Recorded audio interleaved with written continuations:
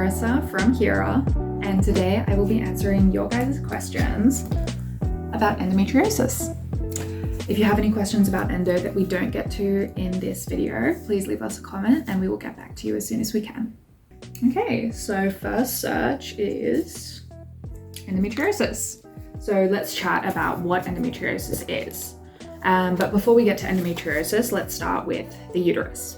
So a uterus has an inner lining, which is called the endometrium, which is made up of tissue. Throughout the menstrual cycle, that tissue thickens, preparing for a pregnancy. And then during the period, it sheds and leaves the body as there was no pregnancy. So the thickness of the lining is no longer needed.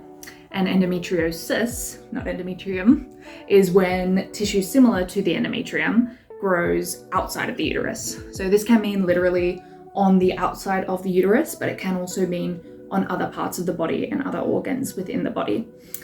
So exactly like the endometrium, this tissue sheds and breaks down, but unlike the endometrium, obviously it doesn't have a way of exiting the body, which causes very painful periods for people with endometriosis, which is often the easiest indicator to identify to find out whether or not someone has endometriosis. As someone with endometriosis who has more regulated periods and pains now, thanks to my treatment, this is just my little PSA on painful periods. Painful periods are not normal. You do not have to live with that pain. Please go talk to your GP about management plans for your pain if you have painful periods. On that note, let's take a look at the next search. Let's see. Endometriosis symptoms. Okay, well, we've already hit on one, which is painful periods, but I will preface the rest of this by saying that everyone's experience of endometriosis, as with literally any health condition, is going to be different. You may not experience every symptom I run through and still have endometriosis. You may have other symptoms that I don't mention. These may be symptoms of another health issue in your life. This is not an exhaustive checklist. It's barely a guideline. But having said that, let's have a look at symptoms of endometriosis. So symptoms can include, but are not limited to, pain in abdominal, back, and legs during and before the period, heavy bleeding, painful sex, bowel symptoms including bloating, diarrhea, and constipation, and infertility. All right, now I want to take a second to talk about one of those symptoms, heavy bleeding, because if you're anything like me, you were in a doctor's office as a teenager being asked if you had a regular flow, and internally you were like, what on earth is a regular flow? But externally you just said, yeah, it's pretty regular, because your flow was regular by your standards for your period.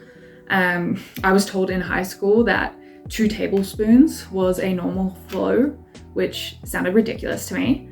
And it was ridiculous because in actuality, a regular flow can be as heavy as like 8 tablespoons.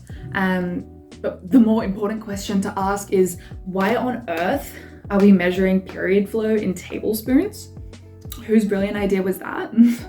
A regular period flow can be between 5 to 80 milliliters and varies from person to person.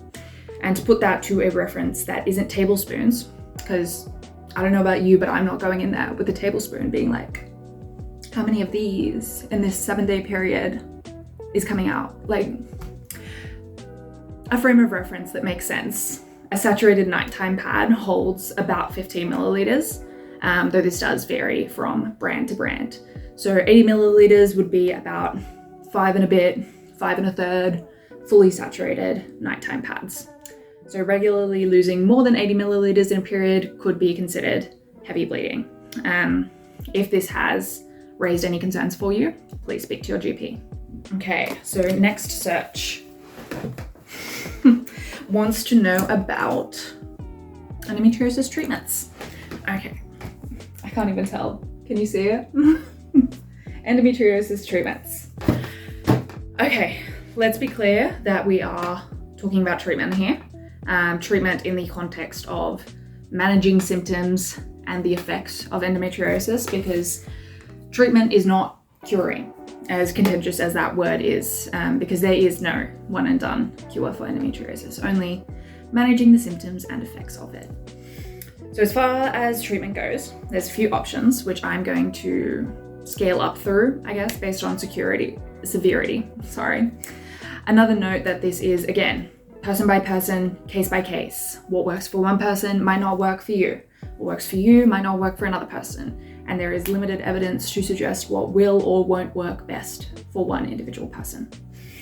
So the first option is for specifically treating pain symptoms and involves over-the-counter, self-administered pain relief medication. The same thing that you would use for a headache, for example. So that's things like Panadol, Napralgesics, Nurofen, and this can treat, again, specifically the pain symptoms associated with endometriosis. Next, scaling up, is hormonal treatment, which includes things like the pill, intrauterine, implants or injections for hormones, which can also treat the pain symptoms and reduce the growth and acceleration of endometriosis. So depending on the form, hormonal treatment either turns off or retrains the body's natural hormone production by either pausing the reproductive system or replacing it with standardized rather than abnormal hormone levels. Typically, your doctor or a GP will suggest hormonal treatment before scaling up to something more invasive, as generally the approach is avoid invasive wherever possible.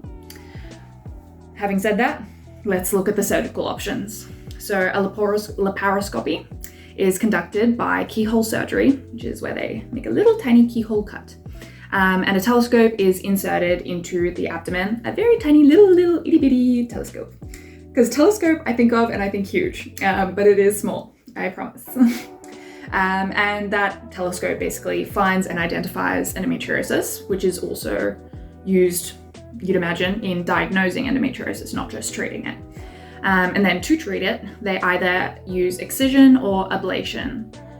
So excision involves cutting away the abnormal tissue, while ablation uses heat, extreme cold, lasers or chemicals to destroy the abnormal cells.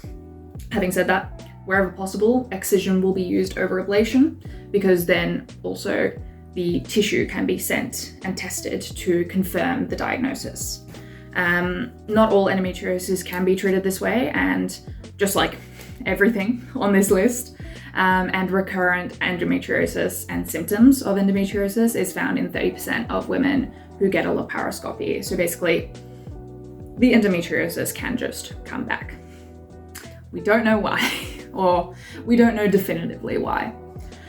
So in extreme cases where all of that fails, there are also some other intermediate options that a doctor might offer to you. Again, this list is not exhaustive, as this video in general is not exhaustive.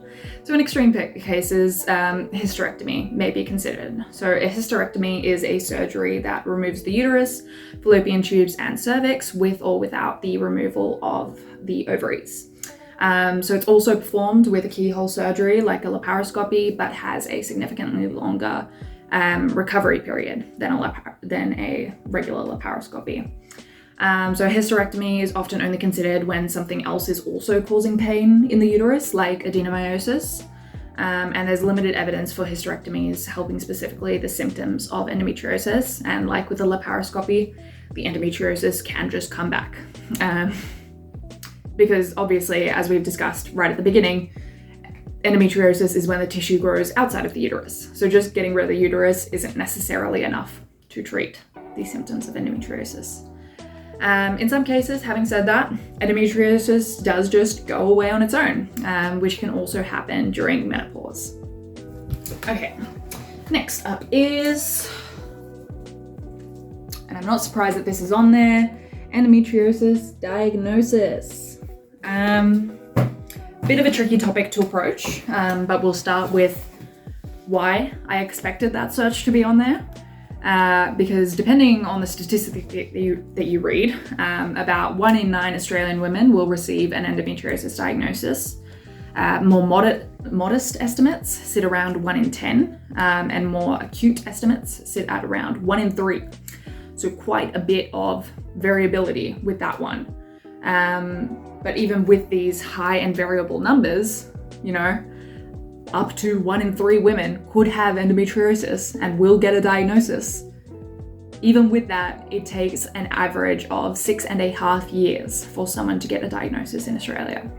So it makes sense that that's on there. It makes sense that people are searching that. I expected it to be there because it's something a lot of people struggle with. It took me 5 years to get my diagnosis, and that is still not the gold standard diagnosis. Speaking of gold standard diagnosis, how do you actually get diagnosed with endometriosis?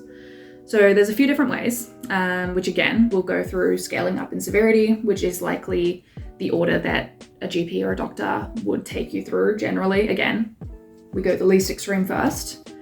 So the first way of diagnosing is just a discussion of symptoms and physical internal examination with a doctor.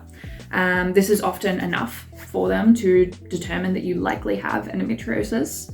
Next, your doctor may recommend an ultrasound, either internal or external. Internal is generally recommended, but when seeking a diagnosis as a teen, for example, a doctor is more likely to recommend an external ultrasound and avoid invasive diagnosis and treatment methods. So an ultrasound is an imaging test that uses sound waves to view soft tissues. Ultrasounds can usually diagnose moderate to severe endometriosis by seeing growths outside the uterus. Mild endometriosis usually can't be seen, so you may still have endometriosis even if it doesn't show up after an ultrasound. And if you're unable to do an ultrasound, a doctor might suggest an MRI, for example. Now onto that gold standard diagnosis that I mentioned. So a laparoscopy is the only conclusive way of diagnosing endometriosis 100%. Abnormal tissue is, as we discussed, sent for examination to determine whether endometrial tissue is present. So you'll notice, again, this was mentioned when I was talking about treatment as well. Usually diagnosis and treatment will happen in the same session when using the laparoscopy method. So a laparoscopy will also usually only be performed if your doctor thinks you have endometriosis and also other treatment methods aren't working for you, which is part of what makes it so hard for people to get this gold standard diagnosis, is everything else needs to not work. And also, it's just a bit of a hassle. So there are, having said all this, new non-invasive diagnosis methods under development, including blood, saliva, and electrode pad tests. So hopefully sometime in the future, there's more non-invasive methods of getting diagnosed with endometriosis that are more definitive and exact. Though having said that, these are still being tested and have not been adopted across Australia. Thanks for joining me as we went through your questions about endometriosis. Again, please leave us a comment if you have a question that's not on here that you'd like answered. Check out HERA anywhere that you can on any of these platforms, and join our mailing list to be informed of when HERA goes live. Thank you. Bye.